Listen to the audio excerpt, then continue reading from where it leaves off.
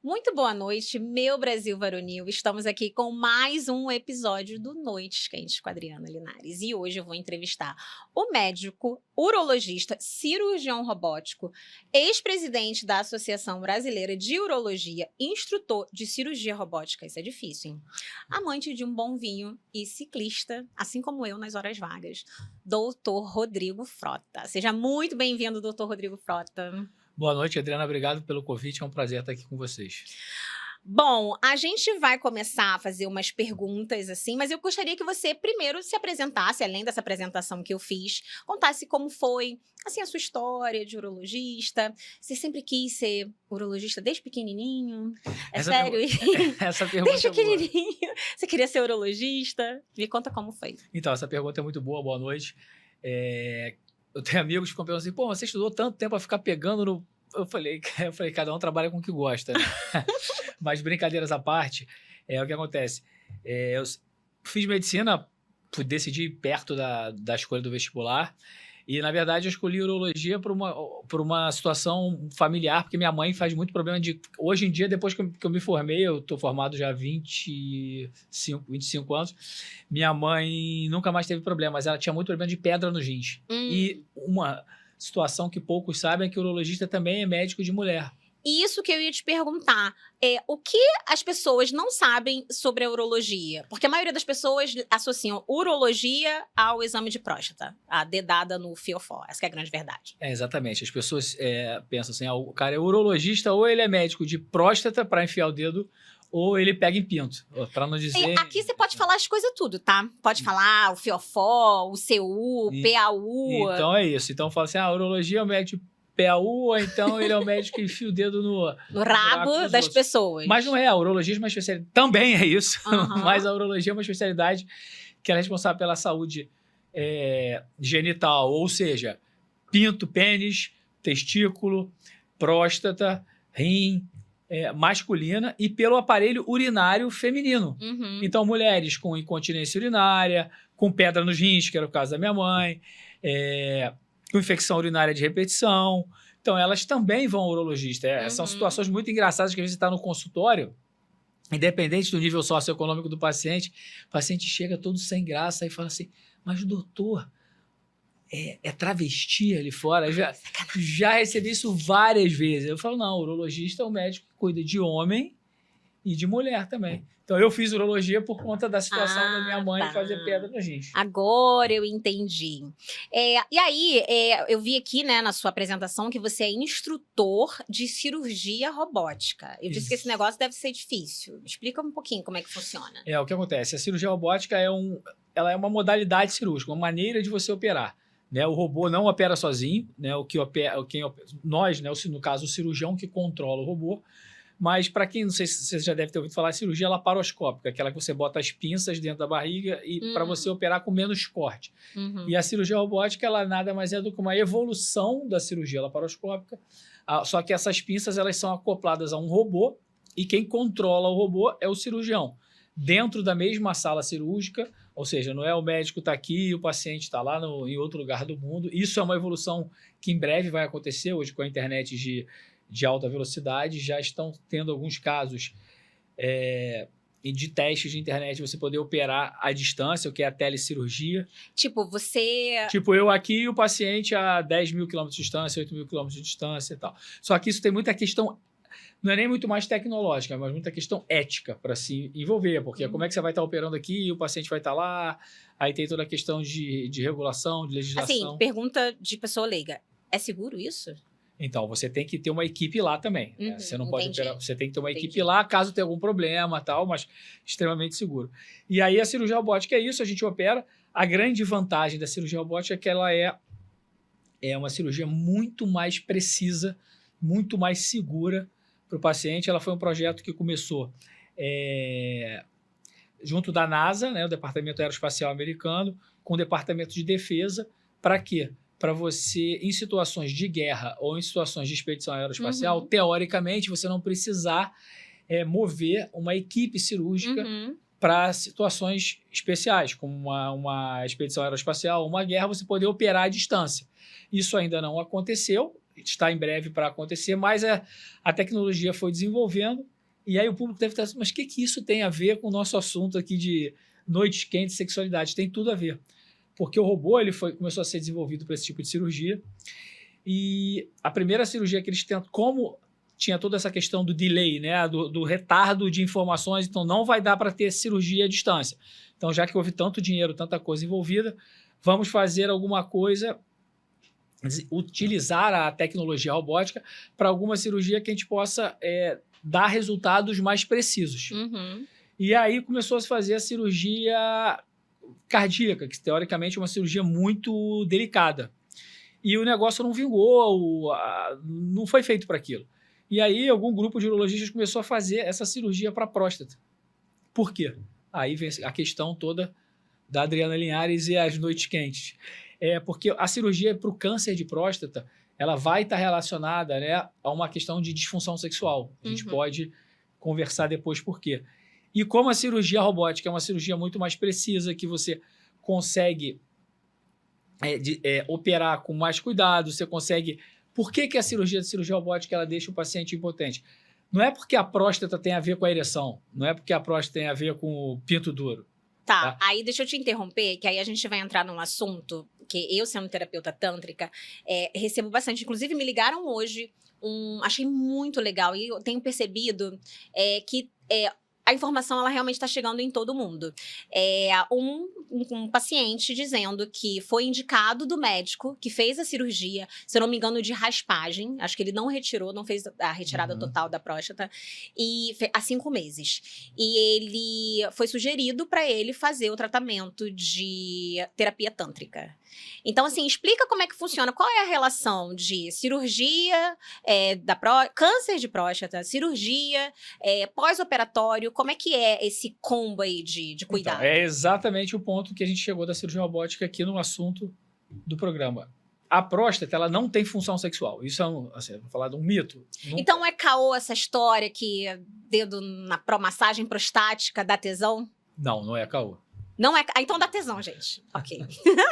Não é tanto dá tesão que a principal via de atividade homossexual é a penetração anal. Mas a questão toda, essa situação por quê? Porque a próstata é um órgão como se fosse uma cápsula, como se fosse uma bola de tênis, uma bola que tem uma cápsula e por dentro é a glândula. E ela é muito inervada. Então, se você estimular algum lugar inervado, por exemplo, o dente é muito inervado. Se você estimular, vai doer. Né? Então, o que acontece? Essa é a questão do prazer. Mas a próstata ela não tem função sexual. A função da próstata é produzir um líquido que se chama líquido prostático. Sim. Né? Que ele, junto com o espermatozoide, forma o ejaculado, mais famoso, o gozo. Então, o gozo ele nada mais é do que espermatozoide mais secreção prostática, secreção da uretra. E aí, o líquido prostático é aquele líquido antes... Não. É o líquidozinho que o homem espere quando assim, tá com tesão. Pré-ejaculação, assim, quando tá aquele rola. Tá meladinho, tá meladinho e tal. Então, não é isso. Não é só o líquido prostático, é o líquido prostático com secreção uretral. E esse líquido prostático nada mais é, se a gente for pensar, a massagem prostática. É isso, porque o cara tá excitado ali e a próstata tá produzindo secreção. Só que qual é a função dessa secreção? A função fisiológica. É que o espermatozoide, ele sozinho, ele não se movimenta. A gente sabe como é que ocorre a fecundação. O espermatozoide tem que entrar em contato com o óvulo, né, que sai do ovário, e aí junta para formar um embrião, feto e nós aqui. Menino. Aos meninos. Meninos e meninas, né? Então, a formação do embrião. Só que acontece, o espermatozoide, ele só se movimenta no meio líquido. Então, se o homem ejacular, gozar, na vagina, se a gente não tivesse a secreção prostática, o espermatozoide morreria. Ele não teria como se movimentar, entrar dentro do útero e encontrar. Então, por isso, essa é a função da próstata. Mas o que isso tem a ver com a ereção? Não tem nada a ver. Mas, para a gente ter ereção, como é que acontece? A gente vai ter o estímulo, e aí o estímulo, todos os seus... Visual. Tátil, olfatório, imaginatório, seja ele o que for, né? Ele vai para o nosso cérebro de uma maneira inconsciente, o cérebro processa esse estímulo e ele vai, através de nervos, levar o estímulo. Ou seja, o nervo ele nada mais é do que um fio condutor de estímulo. Né? E aí, o nervo que sai da pelve para chegar no pênis, para poder encher o pênis de sangue e dar a ereção... Tanto trabalho. Meu Então, Deus, quando você tá valoriza fazendo, mais, quando né? você está fazendo a sua massagem para o paciente Vou chegar valorizar, a vou ter, lembrar, vou existe lembrar, todo tem um todo esse- processo fisiológico. Não é papum. É o que eu falo, não é só uma gozada, gente. Não é só papum. uma Não é papum. Não é só fez a massagem e teve a ereção, não. Então, esses nervos, eles passam juntos, grudados na próstata. Então, quando o paciente tem um câncer de próstata, ele tem que retirar a próstata inteira. Sim. Não tem jeito. Que é uma cirurgia radical. E aí, quando você tira a próstata, esses nervos, como eles passam grudados da próstata, o paciente... Ele o fica nervo broxa? pode, não, o nervo pode ser cortado.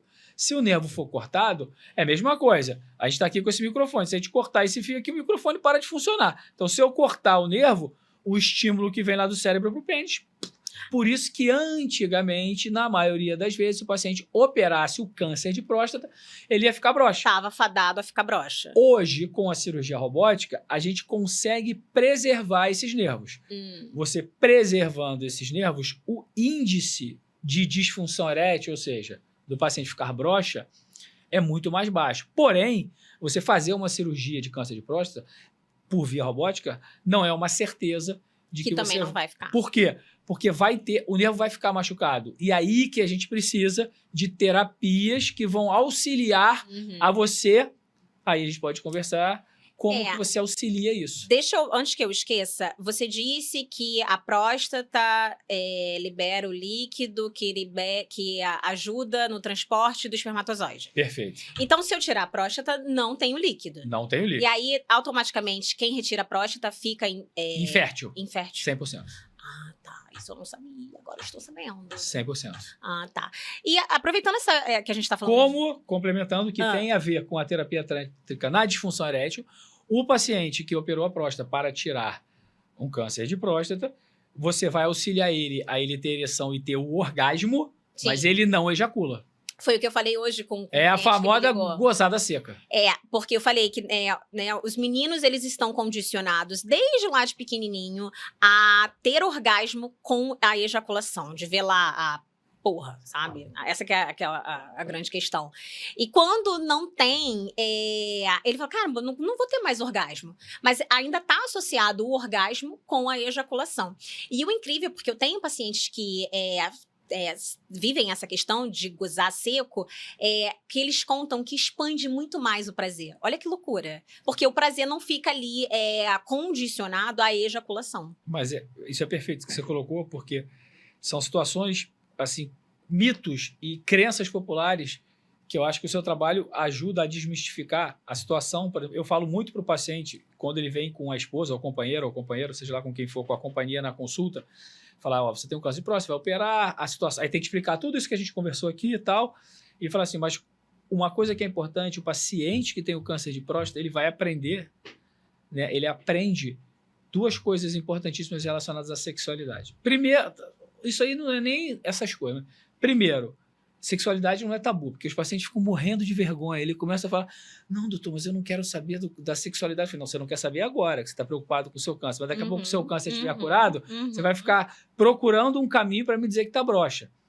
Então, assim, a paciente, você vai aprender duas coisas. Primeiro, que relação sexual não tem a ver com penetração. Você pode ter relação sexual de diversas maneiras que não com penetração. Por que isso? Porque no início você não vai ter ereção. A sua ereção ela vai recuperar de uma maneira gradual e progressiva. Então você vai aprender carícias, sexo oral, massagens, qualquer coisa que você possa ter orgasmo e você vai ter prazer. Então, relação sexual não é só penetração. E isso o paciente começa a aprender. E a outra coisa é que o prazer, e isso você tocou nesse assunto, é muito comum e é uma coisa assim até triste, porque culturalmente o homem entende que o prazer está relacionado a gozar. Então, não impede se é em 1 segundo, 2 segundos, 10 segundos. O importante é você ejacular. Mas o ejacular não quer dizer que você está tendo prazer, que você está gozando. Prazer você pode ter de outras maneiras. E isso é muito difícil de você fazer, porque é diferente de você estar conversando com um garoto, se você estiver dando uma educação sexual para um garoto de 12, 15 anos que está entrando na puberdade. A outra coisa é para um macaco velho de 60, não, 60, 50 ainda é novo, mas novo porque é quase a minha idade, mas você pega a idade comum do câncer de próstata entre 65 e 70 anos mais, você vai conseguir educar aquela pessoa de que ele vai continuar tendo prazer? É muito difícil. Eu tenho um cliente que ele fez essa cirurgia e ele disse que ele disse que no dia antes da cirurgia ele tocou uma punheta. Aí ele pegou a porra, ficou olhando. Ele falou nunca mais. Cheirou e fez assim. Pra poder saber, pô, eu quero saber, não, já que eu nunca mais vou ver. Ele ficou assim, agarrado na porra, sabe? Porque, caramba, nunca mais eu vou ter isso. E ele falou, cara, que bobeira, porque no final das contas, a minha vida sexual melhorou. Sabe? Melhorou porque eu não fiquei condicionado ali a um líquido determinado. É porque, normalmente, isso é uma questão assim, que eu acho que a terapia tântrica ajuda muito, que o homem, a mulher, que é um mito também, né? Eu acho que e hoje essa questão da terapia tântrica veio ajudar muito as mulheres que passam a conhecer, fazer, entender a importância do processo ali do prazer, tudo até você atingir, porque quantas mulheres, eu acho que é 8 e 80, né? As mulheres passam muita parte da vida tendo relação sexual sem ter o prazer, sem ter o orgasmo, e os homens passam a vida inteira querendo, entendendo que o prazer está relacionado à ejaculação. Então, e isso é muito importante, você educar o homem. Mas uma situação para a gente trazer um pouco de humor aqui no programa, eu tive uma situação que você falou de um cliente teu, eu tive um paciente... Tudo bem? Cheirou a porra? Não cheirou. Isso ele não me contou, não. Mas um paciente que a gente ia operar o câncer de próstata, né? Então era um paciente, ele estava no consultório, no hospital, já no dia da cirurgia, tal, a gente ia passar no quarto para conversar com a família, tal, etc. Aí passa, conversa, meu anestesista falou que passou, conversou, tal, ele é um paciente... já era divorciado, tinha uma namorada mais nova, tal, e essa questão sexual para ele era assim, o cara cheio de problemas assim, em relação a tabus e que ele precisava ter várias namoradas, que era aquele cara mal resolvido sexualmente. Geralmente esse que diz que tem um bando de moleque, como todo mundo, aqui é o que é mais mal resolvido. Tem probleminha, tem problema. É o mais mal resolvido. Aí, beleza, aí o maqueiro é uma pessoa no hospital que vai buscar o paciente e transporta. Chegou a buscar o paciente no quarto e o cara tava no banheiro, e o cara não saía do banheiro. E essa história é verídica. E aí a enfermeira falou, doutor, o maqueiro, a enfermeira, e o cara não sai do banheiro. Eu falei, puta que pariu, o cara não desce. Eu falei, deve estar com a namorada no banheiro. Imaginei, o louco. Cara, eu chego lá, aí o cara já tinha saído do banheiro. Eu falei, pô, o que aconteceu? Aí, doutor, tava dando a ultimazinha, né, antes da cirurgia. Meu Deus. Dentro do hospital. Como se ele não pudesse dar, depois, tipo, morrer, não, sabe? Como se aquilo fosse a última da vida dele. Gente, isso foi uma das situações mais inusitadas que eu passei. Que loucura. Agora a gente tá falando de cirurgia, robótica, de câncer, que é um assunto super delicado. Por que em pleno 2024 ainda existe esse tabu da prevenção do câncer, sabe? Por que existe? Ai, não vou, muita questões, viu terra, tal... Você acha que é por quê? Não, eu acho que é educação sexual, que não existe. Educação sexual, né? Educação sexual não existe. A gente conversa muito, assim, com amigos, que, tipo a gente aqui, que tem uma questão de ser mente aberta. Eu acho que é mente aberta, assim, que você consegue entender melhor as coisas, né? Então, assim, aí a gente fala que quem tem filhos, eu tenho filhos adolescentes e tal, que, assim, se você não der educação sexual aos seus filhos, os seus filhos não só eles vão ter comportamentos extremos, porque eles vão querer provar do que pode, o que não pode, o que é educado, o que não é, como não vai saber o que é essa educação, né? Então eu acho que, e aí você vindo numa questão importante de saúde pessoal e saúde pública, que é um câncer de próstata, né? O câncer mais comum que afeta os homens. Que está em qual lugar, assim, de câncer de o câncer que próstata? Mais afeta o homem no Brasil é o câncer de próstata. Caramba. E é o segundo câncer que mais mata. Que o primeiro é câncer de mama? O câncer mais comum no Brasil, não, em homens, não. Ah, sim. Em homens, em homens e mulheres, o câncer mais comum é o câncer de pele. Ah, sim. É o câncer de pele, que a gente é um país tropical, muito exposto à radiação solar e tal. E aí, em homens, depois vem a próstata, em mulheres a mama. Tá? Caramba. E o que mais mata no Brasil, o segundo também é próstata, só vai depois de pulmão. Tá caindo muito pela questão que antes era muita questão do tabaco, né? Tá diminuindo. Então, mas o câncer de próstata, ou seja, é o câncer mais comum. Se você tirar o de pele, em termos de, é o mais comum nos homens e o segundo que mais mata. E é um câncer altamente curável se você previne e descobre numa fase inicial. Muito louco isso, e aí a gente vem nessa questão do tabu. Por causa do tabu? Aí, isso é muito engraçado, porque o paciente, quando volta, aquela situação de ir com uma parceira ou com a esposa, seja lá quem for, aí fala assim, porque a gente vai ao ginecologista aí brincando aqui, aí fica lá de perna aberta, o ginecologista faz o que quer, abre lá, e examina, e ele vem aqui e tem medo do médico chegar lá e dar uma dedada, né? Que a verdade é essa. E eu brinco muito assim, né? O meu pensamento pessoal, né? Se a gente puder falar assim, entre a gente que mais tem as câmeras. Eu acho assim. Não, mas ninguém tá vendo, não. Pode falar tudo, tá? Só entre a gente. Não, ninguém vai ver, não. Eu acho que é só ninguém vai ver. Não, eu acho que assim, são duas. Só pode ser dois perfis. Ou o cara tem medo de gostar, só pode ser. Né? Ou o cara tem. É bom. Né? Entendeu? É eu bom, não sei, eu nunca é recebi ainda. Porque você não partir fez de exame de 50 anos. próstata? Então, isso que é outra coisa que eu ia te perguntar. 45, A partir eu tenho de quantos 47. anos? 45 anos para quem tem história familiar de câncer de próstata, eu não tenho. Uhum. Familiar é o quê? Pai, irmão, tio, avô, parente de primeiro grau. Uhum. E 50 anos para quem não tem história familiar. Uhum. Entendeu? Então, para mim, faltam 2 anos e pouco. Aí eu vou poder te dizer daqui a pouco se é bom ou não. Aí a gente volta aqui e você me fala. Se é bom ou não. E como é que é a recuperação da cirurgia robótica? Ela é mais rápida do que a cirurgia antiga ou convencional? Sim, essa questão que eu falei. O paciente dói menos, sangra menos, então o paciente recupera mais rápido as suas atividades, não só cotidianas, como a questão sexual. Né? O importante da questão sexual no câncer de próstata é isso. É o quanto que ele vai poder voltar a se estimular. Que eu falo muito, você ter relação vai demorar. Porque a recuperação... Se você for fazer massagem tântrica com a Adriana, depois recupera mais rápido. Recupera mais rápido. Mas se você... independente do que você for fazer para voltar, é um processo, não é da noite para o dia. Mas ele pode, se ele fizer uma cirurgia robótica, em torno de 30 dias ele já pode voltar a se estimular. Uma cirurgia aberta já é mais tempo. Bacana.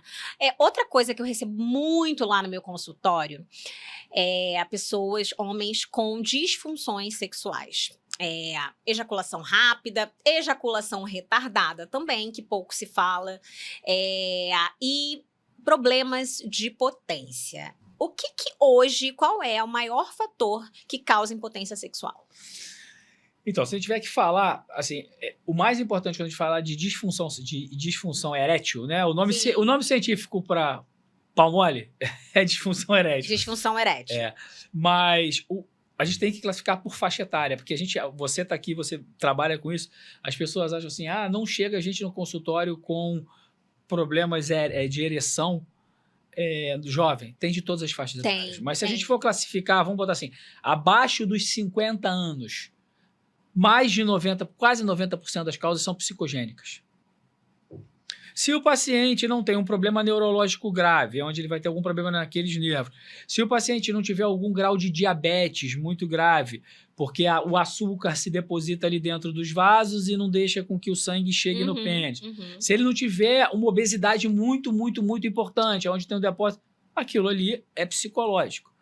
Só que a idade vai aumentando, nós vamos envelhecendo. Por isso que é importante a gente ir ficando mais velho, com boa alimentação, atividades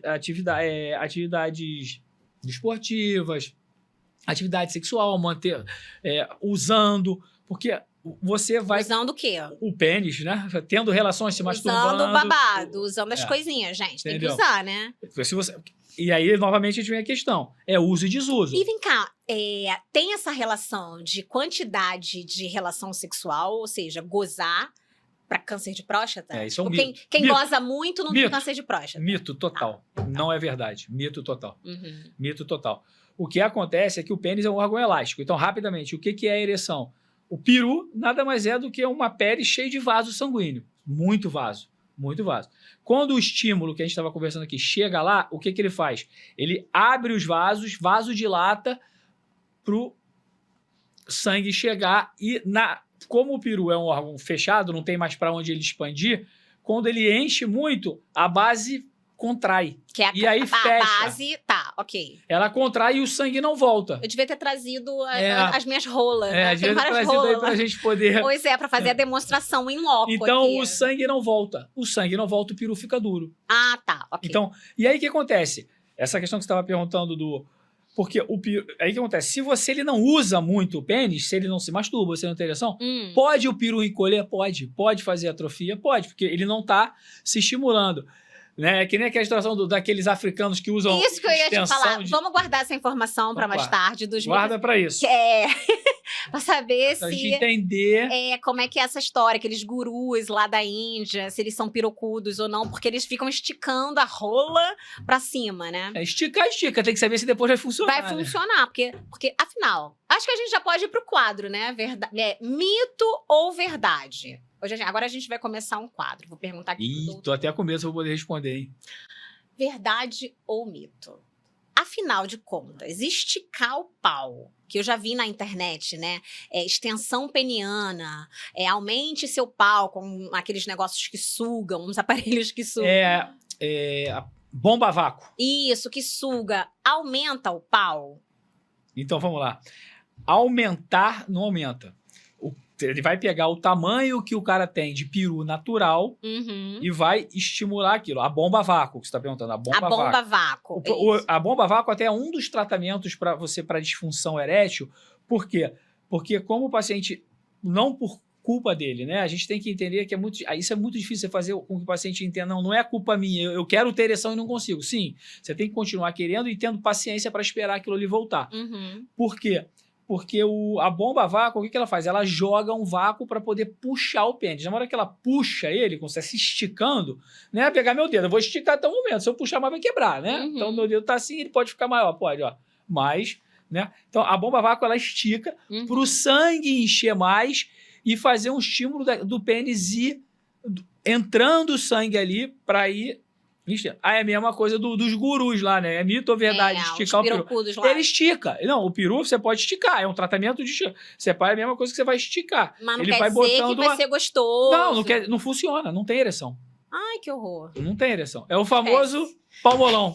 Agora, verdade ou mito? Ficar muito tempo sem gozar, sem ejacular. Vamos falar umas coisas bonitas. Faz doer o saco? Com certeza absoluta. É sério? Não é caô? Não é caô. Por quê? O que acontece? O que produz o espermatozoide? Né? O gozo ali junto. É o testículo, o ovo. E o testículo é tipo como se fosse uma cápsulazinha. Imagina um caroço de azeitona, né? Maior. Então ele começa a produzir aquilo, ele joga lá para dentro para um órgão chamado vesícula seminal, que ele vai enchendo e armazena a porra ali, para na hora que o homem tá no êxtase do prazer, a vesícula contrai e puf. Só que à medida que aquilo vai produzindo e vai jogando pro reservatório, se o reservatório não está esvaziando, aonde produz enche. E o testículo é muito inervado, e aí dá dor no saco. Então não é caô. Não é caô. Tá. Ou seja, toque umazinha para não ter dor no saco. Ou então dá uma namorada, né, gente? Pelo amor de Deus. Agora, catuaba, dá tesão? Mito. Amendoim faz o homem ficar mais... Mito. Vasectomia deixa o homem broxa? Esse é um ponto interessantíssimo. Porque hoje a gente tem as políticas de controle populacional.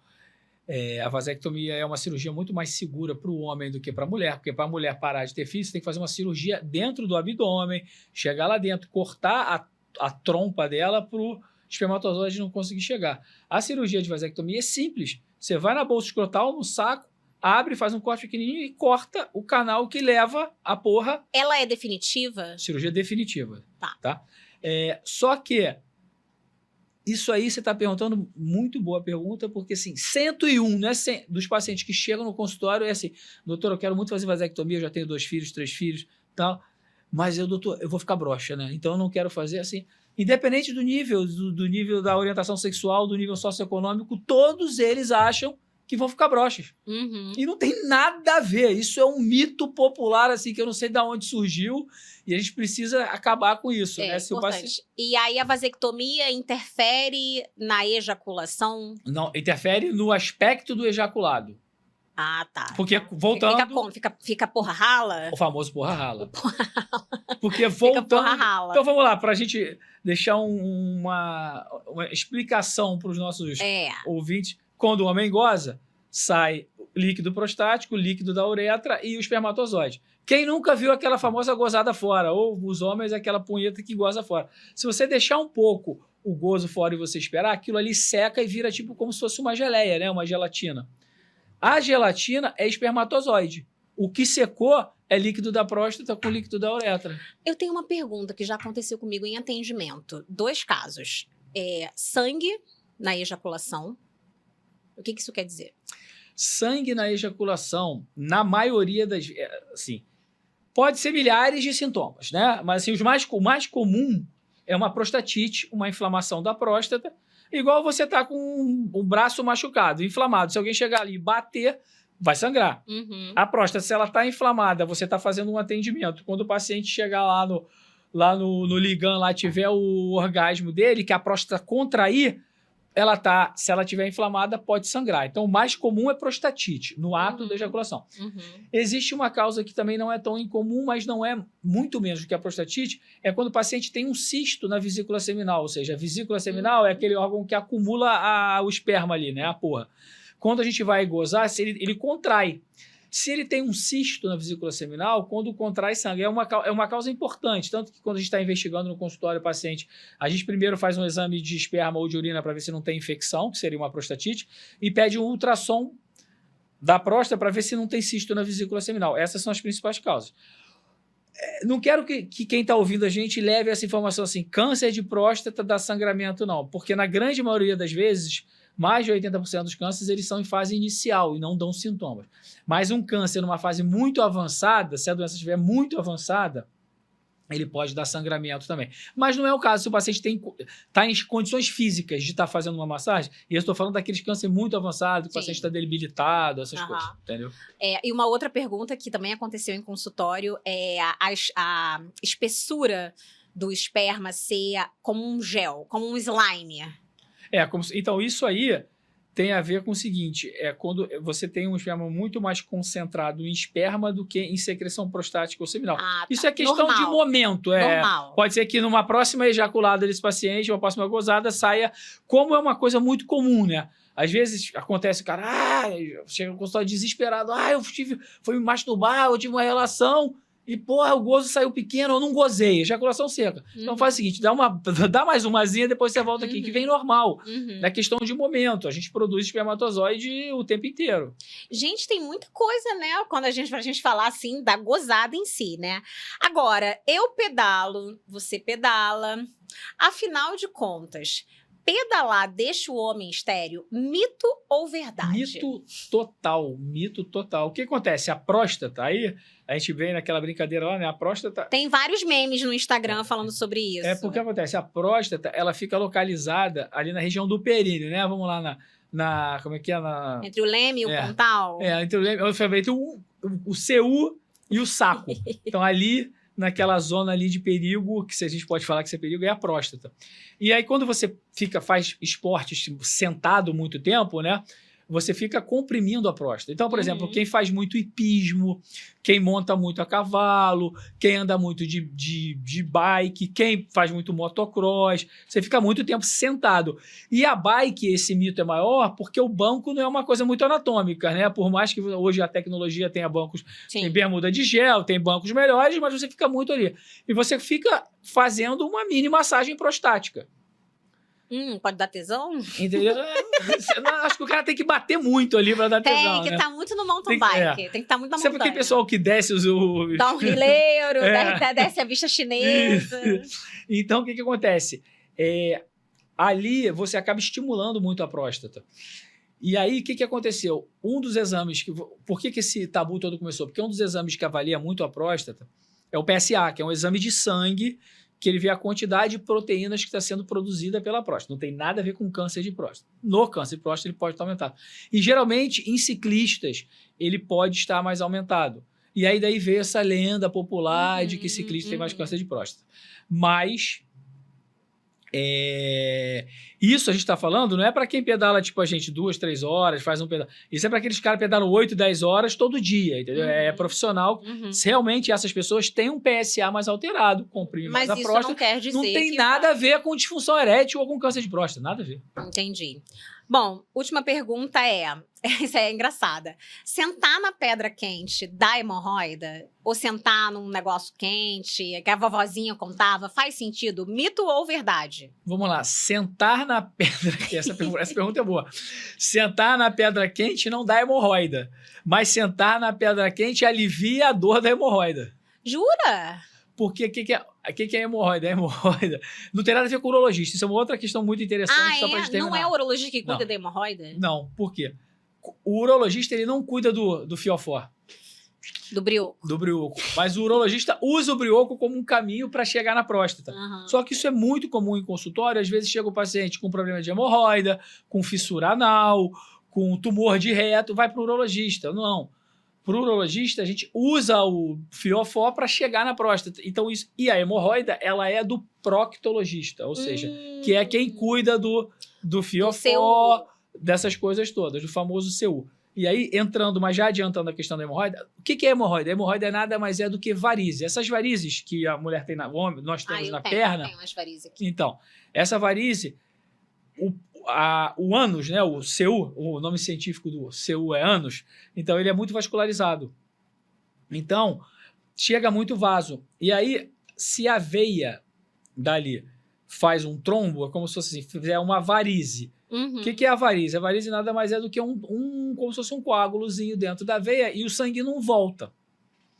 Então, se o sangue que está chegando ali no CU não volta, aquilo dá muita dor, que é hemorroida, dá muita dor. E aí aquelas varizes começam a crescer e faz como se fossem umas bolinhas, que ficam para fora. É. E geralmente, qual é a melhor maneira de você tratar a hemorroida? Calor local. Porque se você faz calor, o vaso dilata e ajuda o trombo a sair e voltar e resolver a hemorroida. Olha que loucura. Então é exatamente ao contrário do senso comum. Então, porque as pessoas que têm hemorroida que estavam sentadas na pedra quente. Geralmente, as pessoas que têm hemorroida, elas sentam... O tratamento é prescrito isso cientificamente, não é sentar na pedra quente. Porque antigamente... tinha história. Senta no banco quente, não, vai ficar com hemorroida, então, meu filho. Hoje a hemorroida... Hoje não, o tratamento científico que você prescreve lá são pomadas, etc. E calor local. Se o paciente tiver um chuveirinho, um bidê aquecido, botar ali, se não... pegar uma bacia com água quente e sentar. Aquilo dá um alívio e melhora muito a hemorroida. Menina, você falou do negócio de bidê, só que, eu fui num lugar esses dias e tinha uma privada tecnológica. Menina, a privada tinha um próprio bidê junto, assim, aí você dizem que no Japão que é assim, vai né? um pra frente, um pra trás, um na porta da frente, outro na porta... Gente, uma loucura, adorei. Eu já quero aquilo em casa, hein? Dizem que no Japão que é assim, né? Maravilhoso, amei. Eu nunca fui ao Japão, mas eu tenho uns amigos que foram. Falou que lá tem essa questão do tabu de quando a pessoa vai ao banheiro para fazer o número 2.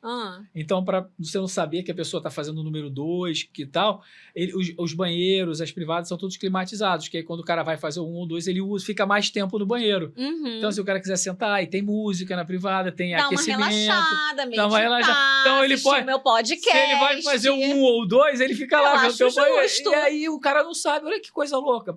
Para uma questão cultural de que é vergonhoso e cagar.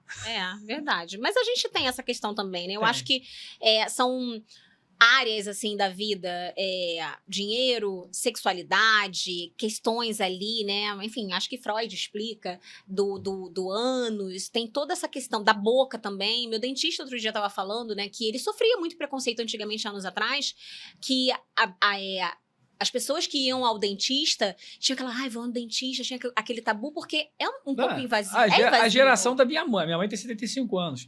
E a minha mãe, isso é interessante, que ela é a mais nova de 10 irmãos. Então, assim, a minha avó, se hoje fosse viva, ia ter 110 anos. Ó. Minha avó tinha essa situação. Ir ao dentista era uma vergonha, porque era sinal de que a pessoa não está tendo higiene com a boca, então ela está precisando ir ao dentista. É a mesma coisa, assim. Hoje é muito difícil, mas antes as pessoas tinham vergonha de estar na sala de espera do urologista.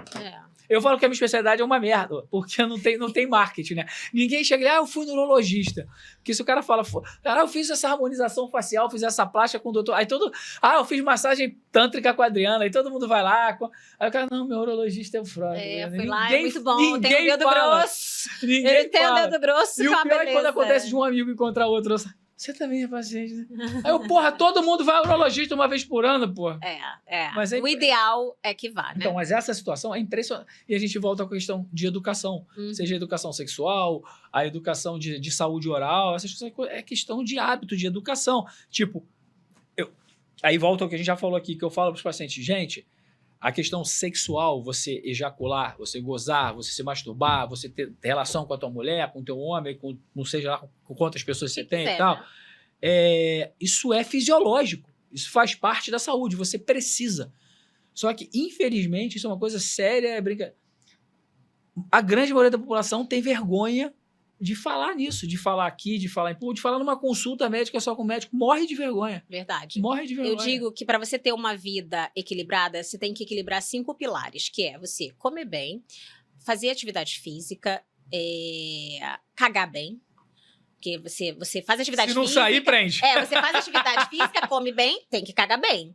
Cagar bem, dormir bem, porque não dormir bem também é uma merda. E gozar bem. Tá faltando uma. Qual? Mijar bem. Mijar. Porque se não sair, aí eu vou defender a urologia. Se você ficar sem cagar, você morre. Se ficar sem urinar, você morre também. É verdade. Então, vamos cagar e mijar bem, gozar bem, dormir bem também, porque não dormir é uma merda. Exatamente. E por que quando eu falei isso, foi engraçado, gente. Deu um bafafá na minha família. Aí me falaram assim... Minha mãe veio me falar, Adriana, você está falando cagar na internet. Ela não falou nem do gozar, ela falou do cagar na internet. Você está falando cagar, eu falei, gente, mas só ficou aborrecido quem não caga. Não, então você fala assim, então tá bom, mãe, evacuar. Ai, não, que brega.